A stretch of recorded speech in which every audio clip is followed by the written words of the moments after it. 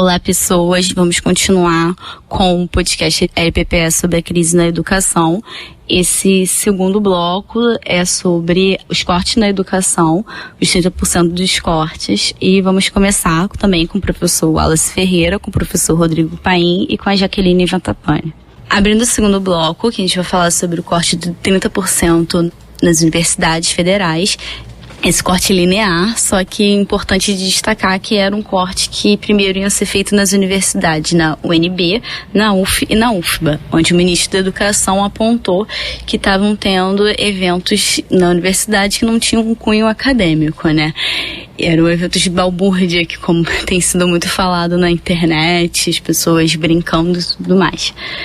A gente vai falar um pouquinho então sobre esse corte da educação, como é que isso está afetando o ensino, pesquisa, como é que isso afeta as universidades federais agora.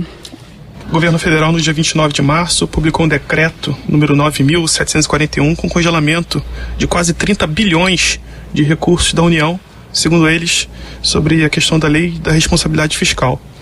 Né? Essa foi a justificativa do governo federal para o corte dessas instituições.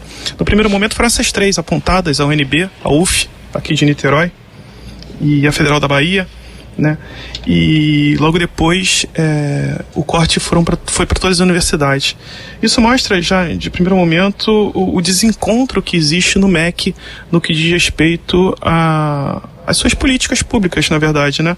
Nós já tínhamos percebido com o ministro da Educação, o colombiano Ricardo Vélez, que antecedeu esse ministro de agora, nós já tínhamos percebido um desencontro entre eles, na verdade, com vários grupos de poder se articulando dentro do Ministério da Educação e principalmente, né, congelando qualquer tipo de perspectiva no sentido de desenvolver políticas públicas.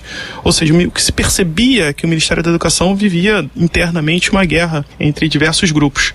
Bom, a partir desse decreto de congelamento do dia 29 de março, né, as pessoas começaram a se questionar como seria continuar a universidade, né, como seria o funcionamento da universidade depois de 30% dos cortes públicos para essas instituições, né? E começou a se perceber rapidamente que os setores que seriam afetados seriam os setores de prestação de serviço, no que diz respeito à segurança, à limpeza, a questão do próprio custeio da universidade, né? Ou seja, água, energia, enfim. O restaurante universitário, que se percebe hoje na Universidade Federal do Paraná, é que o restaurante universitário, bandejão, enfim, já está fechado. E os programas de assistência a estudantes pobres, né, desenvolvido por diversas instituições, universidades federais, e que também sofreriam muito com relação à questão dos 30% dos cortes. Vale apontar aqui que essa ideia, né, nós podemos dizer que a nossa universidade, a UERJ, ela sofreu também nesse sentido. Então, quando muitos dizem que a UERJ foi um laboratório para essa precarização do ensino superior, o que nós percebemos é que isso é uma verdade, né, quando a gente observa esse corte de 30% do orçamento federal para essas instituições. Esse decreto 9.741, né, no congelamento de quase 30 bilhões dos recursos da União, segundo eles, com relação à lei da responsabilidade fiscal.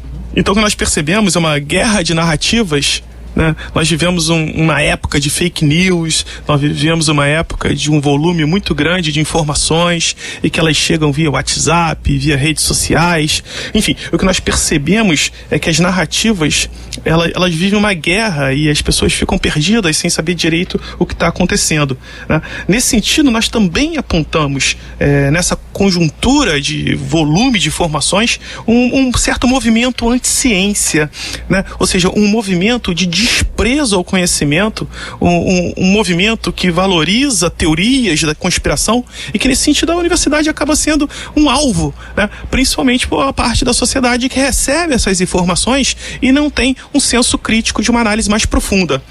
Então, o que está em jogo é tudo isso. A gente pode falar também dos interesses da rede privada com relação às suas mãos que atuam sobre a educação pública, no que diz respeito também aos seus interesses com relação ao orçamento da educação.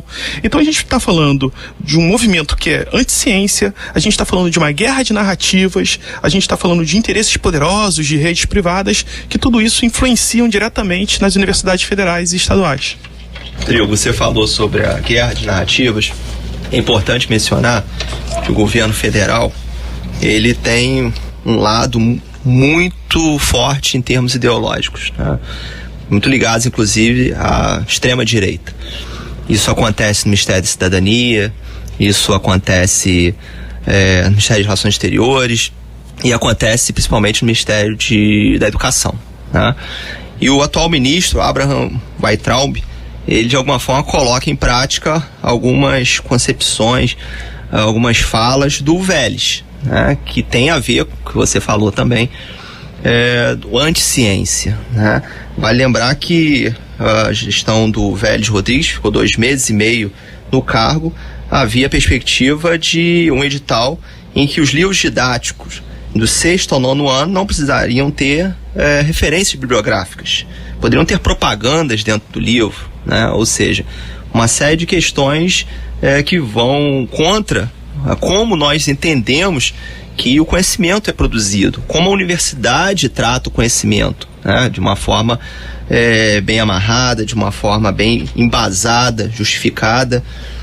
E isso naturalmente responde a determinados interesses do governo atual, né? Determinados interesses que estão sendo colocados em termos ideológicos, muitas vezes trazidos pelo guru, ideólogo do governo, Olavo de Carvalho, que nem no Brasil mora, que indicou o Vélez e avalizou o Weintraub, tá? Então o corte nas universidades, primeiro falou-se em corte, depois o ministro justificou, disse que era contingenciamento.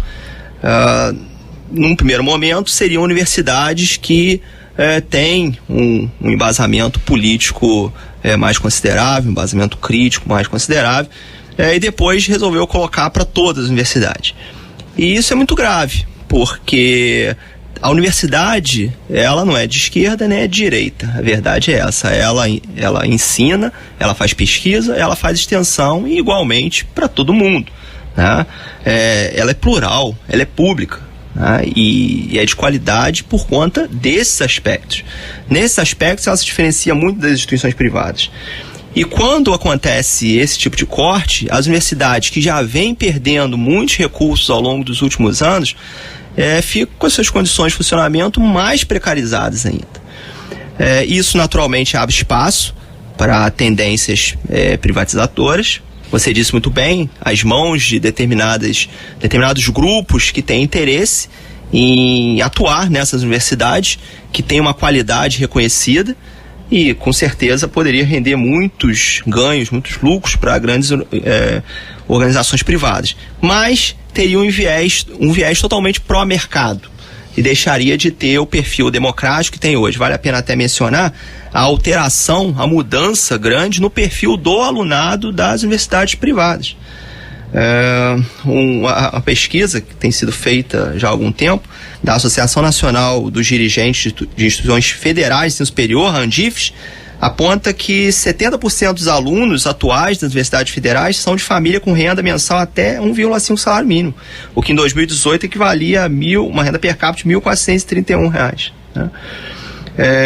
60% desses alunos dos alunos das universidades federais de hoje, cursaram todo o ensino médio em escolas públicas.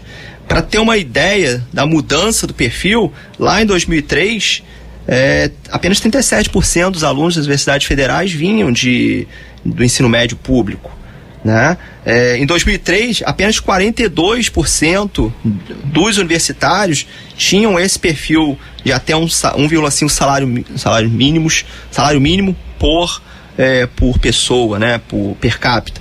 Então isso mostra claramente a mudança do perfil. Então quando o discurso é de que precisamos reduzir o investimento na universidade pública e podemos abrir espaço para a entrada do capital privado, você está prejudicando diretamente o aluno trabalhador, o aluno pobre.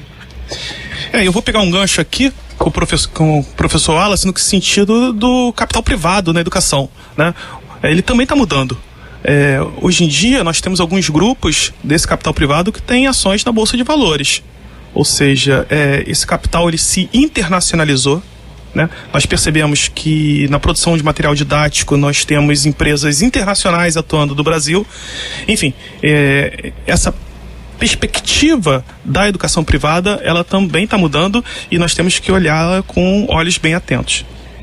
pegando um pouco, você falou da narrativa, quer dizer, uma questão importante, o que houve, né, naquele episódio do Vélez, de você tirar as referências dos livros, ainda foi um agravante, porque não só as referências, quer dizer, há um apagamento, uma tentativa de um apagamento de uma memória, e isso é muito mais grave, porque não é a história, evidentemente você tem os diversos olhares nessa história, você não tem uma história única, né?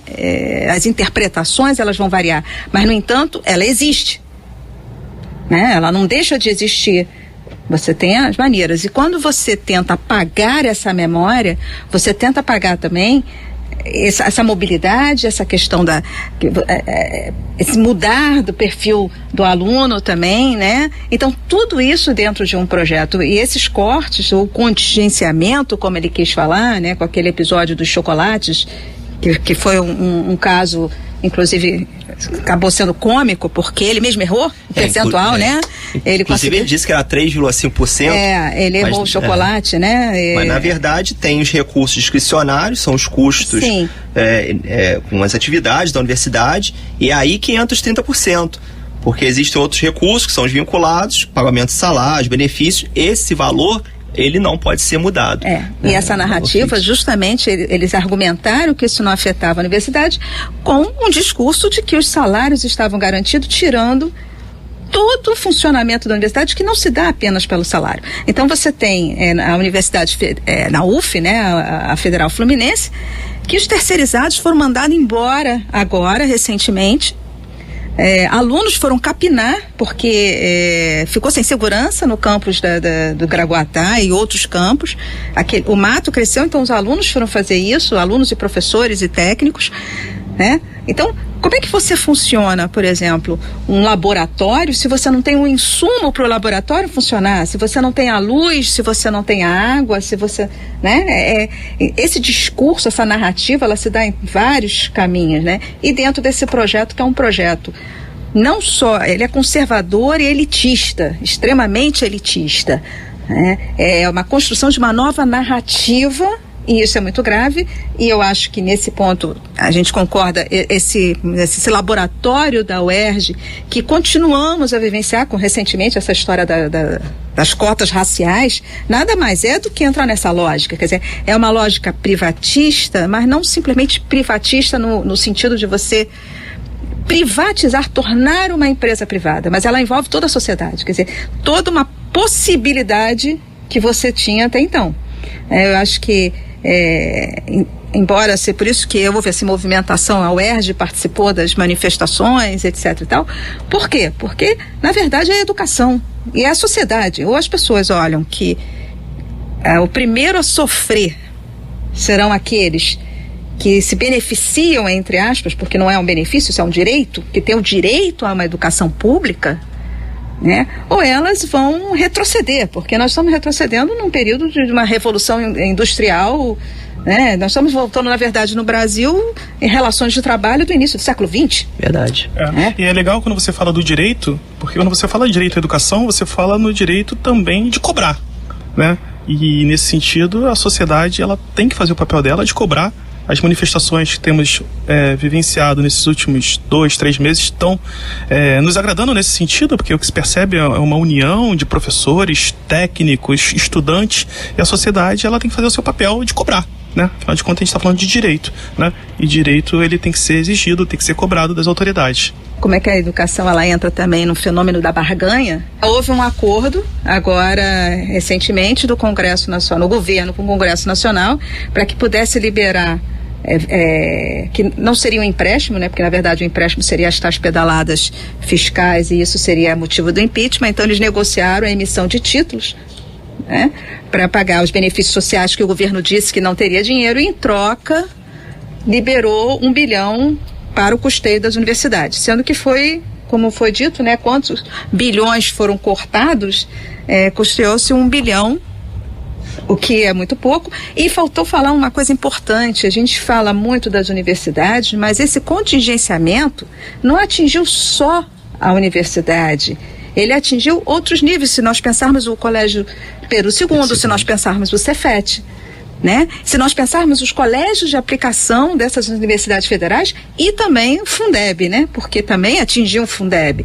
É uma ilusão que foi uma guerra de narrativa. Eu acho que essa questão é muito importante. Dizendo, não foram as universidades. A universidade ainda vista como um lugar de elite que somente alguns têm acesso. Não. Atingiu, na verdade, toda a educação. Ela atingiu toda a educação, ela também atingiu a educação básica. E isso é importante. E aí você faz isso como uma moeda de troca. Você vê que a educação, ela entra como uma moeda de troca, ela não é um investimento, novamente. Ela perde essa ideia de investimento. E isso é muito importante. Então, é destacar que esses cortes ou contingenciamentos, eles têm um perfil muito maior do que efetivamente é falado e afeta a educação como um todo, da sociedade como um todo. Dentro dessa moeda de barganha, vale mencionar que o próprio ministro Weintraub disse que se a reforma da Previdência for aprovada, recursos para as universidades foram contingenciados podem ser liberados, né? Então você vê como a coisa tem se dado. Agora, uma certa resistência, até uma guerra mesmo do governo contra as universidades federais se manifesta, por exemplo, no que aconteceu, parece que semana passada, quando a Advocacia Geral da União pediu ao Supremo para autorizar fiscalização policial nas universidades, né, para, enfim, controlar o que está sendo falado pelos professores, o que está sendo discutido, sem pessoas usando drogas e por aí vai. Então, essa perspectiva entra no bojo de uma série de debates que estão sendo construídos, em parte por conta do governo, em parte pelos grupos que apoiam o governo, de que a universidade é um lugar de propagação do marxismo cultural e que propaga-se o comunismo, que precisa, por sua vez, ser combatido. E à medida que esse discurso equivocado vai tomando as massas, vai colocando a população, principalmente a população mais carente, que seria beneficiada pela universidade pública, contra a universidade pública, e aí automaticamente favorável a um projeto de privatização dessa universidade. Fechando agora o segundo bloco,